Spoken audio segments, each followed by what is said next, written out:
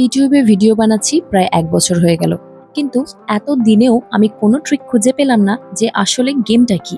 Hello everyone, আমি ঋতু from Siliguri. আমার নতুন একটি ব্লগে আপনাদের অনেক অনেক ওয়েলকাম জানাচ্ছি।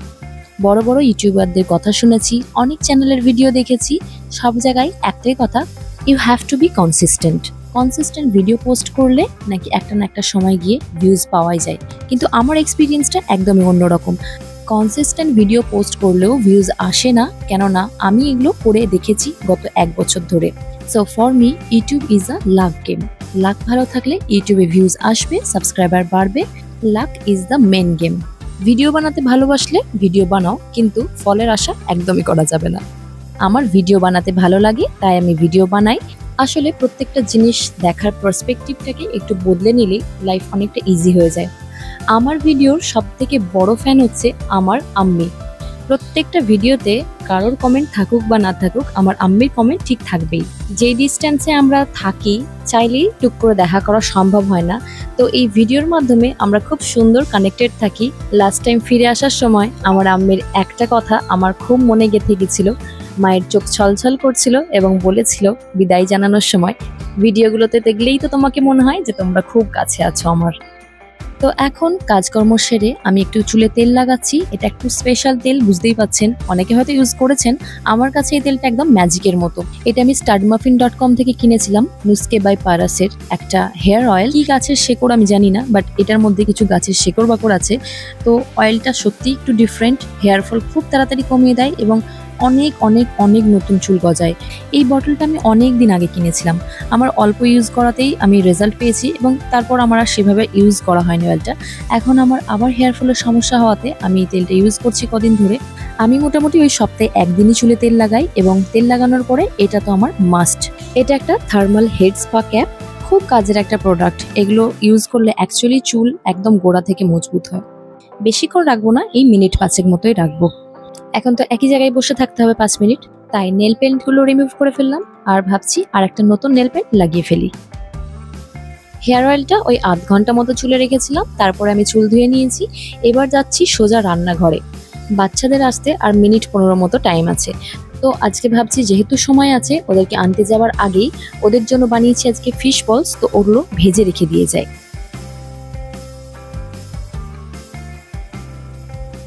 মাছগুলোকে সেদ্ধ করে কাটা ছাড়িয়ে মশলা দিয়ে এভাবে বলস করে নিয়েছি।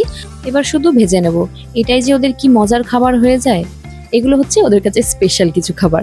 রোজকার মাছের ঝোল একঘেয়েমি ভালো লাগে না, তাই এরকম করে দিলে খুব খুশি হয়ে যায়। আর আজকে মা বানিয়েছে মাছের মাথা দিয়ে মুগের ডাল আর দই বেগুন। দই বেগুনটা বাচ্চারা খাবে কিনা জানি না, হয়তো নাও খেতে পারে। তবে ওই মাছের মাথা দিয়ে যে ডাল আর এই মাছ ভাজা, এটা দিয়ে ওদের মোটামুটি আজকে লাঞ্চ হয়ে যাবে। চলুন, বাচ্চাদের জন্য মোটামুটি মাছটা ভাজা হয়ে গেছে। আমি এটা টেবিলে রেখে দিয়ে ওদেরকে একদম ছুটবো আনতে, কেননা একদম বাসটা এসেই গেছে কাছাকাছি। না না, ক্যান্সেল হবে না। কেমন লাগছে এই ফিশ বলসটা? ভালো, মনে হচ্ছে ফিশ বলের রিয়েল মতন। রিয়েল চিজ বল ও পকোড়া, চিকেন বল পকোড়ার মতন। চিকেন পকোড়ার মতো লাগছে। দাদা, do you know what is lava kalaila? His lily lala plus cactus equals lava kalaila. লাবা কালাইলা এনা হাত Lava kalaila is a hybrid brain rot. Yes, it is lily lala plus lava saturito. It is lava kalaila. And also lily lala plus lavanga saturn equals lily saturn saturito. কামড়ালি? বাচ্চাগুলোকে খাওয়া দাওয়া করানোর পরে একটু শোয়ানোর চেষ্টা করতেই হবে। রিকো তো ঘুমায় না, কিন্তু এখন তো পরীক্ষা চলছে, একটু যদি জোর করে না শোয়ায় তো দেখি একেবারে ঘুমে অস্থির হয়ে যায়। কালকে আছে ম্যাথস এক্সাম, তো এখন ওই জন্য ম্যাথস প্র্যাকটিস করছে। কালকে শেষ পরীক্ষা, কালকে হয়ে গেলে মোটামুটি আমার নিস্তার। পরীক্ষা তো বাচ্চাদের হয় না, হয় মাদের। বাপরে বাপ, এই কটা দিন যে কি প্রেশারে গেল আমার। ঠিক আছে, আমি চেক করে নিচ্ছি। এটা কি করছো? ও বাবা, তোমার হয়ে গেছে সব কিছু? তোমার যে প্লিজটা করবে বললে?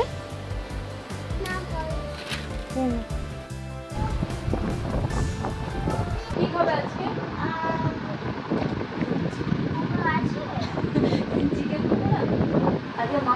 বলে বলতে মাশরুম খাবি? মাশরুম খাবি? ও রোহান, আজকে মাশরুম বানাবো, খাবে তুমি? দাঁড়া।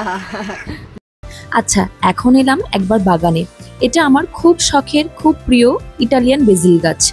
অনেক দিন ধরে মালিককে বলে বলে এই গাছটা জোগাড় করতে পেরেছি, আর গাছটা হয়েছে দারুণ। ছোটবেলা থেকে শুনেছি সন্ধেবেলায় গাছে হাত দিতে নেই, কিন্তু এখন যদি পাস্তা খেতে ইচ্ছা হয় তো কি করি বলুন তো। আর আমাদের বাড়িতে যত স্পেশাল রান্না, ভালো রান্না সবকিছু রাতেই মেনলি হয়, কেন রাতে সবাই আমরা একসাথে থাকি। এখনই বর এলো, তারপর ডিসাইড হলো আজকে আমরা পাস্তা খাবো, তো তাই জন্য বললাম চলো তাহলে বাগানে আমাদের প্রথম বেজিল গাছ থেকে পাতা তুলে নিয়ে আসি। তো আজকে ভাবছি একটু স্প্যাগেটি বানাবো। একটু জল বসিয়ে দিয়েছি ফুটতে, আর ওর মধ্যে দিয়ে দিয়েছি 2 চামচ নুন। আর জলটা ফুটে গেলে ওর মধ্যে দিয়ে দিলাম স্প্যাগেটিগুলো। স্প্যাগেটিগুলো কখনোই ভেঙে দিতে নেই, আর সাইজটা এত বড় হয় তো মনে হয় কি কিভাবে করব। তো এইভাবে কিছুক্ষণ জলের মধ্যে দিয়ে রেখে দিলেই নিচের দিকটা নরম হয়ে যাবে, আর তারপরেই সেটাকে বেন্ড করে নামিয়ে দিলেই সুন্দর ফোল্ড হয়ে নেমেও যাবে, আর এর যে শেপটা অরিজিনাল ওটাই থেকে যায়। এরপর একটা প্যানের মধ্যে আমি আগে বেশ কিছুটা অলিভ অয়েল নিয়ে নিলাম, কেননা পাস্তা মানেই অলিভ অয়েল ইজ মাস্ট। ফ্রিজে পুরো 1 প্যাকেট মাশরুম পড়েছিল, ভাবলাম আজকে মাশরুম দিয়েই বানাই। তেলটা গরম হয়ে গেলে আগেই দিয়ে দিলাম আমি চপড গার্লিক। হালকা কালার আসার পরেই আমি এর মধ্যে মাশরুমটা অ্যাড করে দেবো। আজকে মাশরুমটা একটু মোটা মোটা করেই রেখেছি, কেননা এগুলো খুব তাড়াতাড়ি কুক হয়ে যায় আর গলেও যায়, আর মুখের মধ্যে একটু ঠেকলে বেশ ভালোও লাগে। মাশরুম দিয়ে স্প্যাগেটি এই প্রথমবার করছি, এমনি জেনারেলি তো চিকেন দিয়েই করি, তো দেখা যাক আজকেরটা কিরকম লাগে। আচ্ছা, এর মধ্যে একটু নুন দিয়ে দিয়েছি, আর তারপর অ্যাড করলাম চিলি ফ্লেক্স আর অরিগ্যানো। আর এবার অ্যাড করছি আজকের স্পেশাল ইনগ্রেডিয়েন্ট বেজিল লিভস। এগুলোকে আমি একদম সরু সরু করে কেটে নিয়েছি। এখন দিয়ে দিলাম, ফ্লেভারটা খুব সুন্দর ঢুকে যাবে। অ্যান্ড ট্রাস্ট মি, এই সময় যা স্মেলটা আসছে না, একদম হেভেন। মাশরুমটা অলমোস্ট কুক হয়েই গেছে, দেখেই বুঝতে পাচ্ছেন। এর মধ্যে না আমি পাস্তার যে জলটা ওটা একটু তুলে রেখেছিলাম, ওটাই অ্যাড করে দিলাম। জলটা ফুটে গেলেই এরপর স্প্যাগেটিগুলো দিয়ে দিতে হবে। Now all it needs is a good mix, আর তারপরেই এটা হয়ে যাবে একদম রেডি।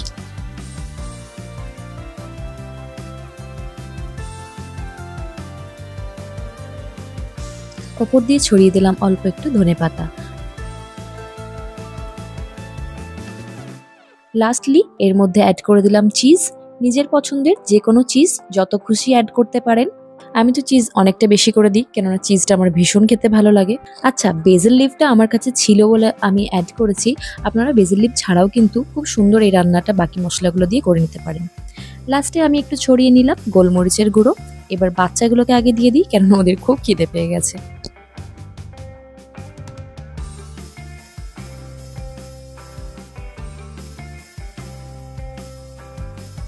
স্প্যাগেটির সাথে খাবার জন্য আমি একটা গ্রিলড ফিশ বানিয়েছি।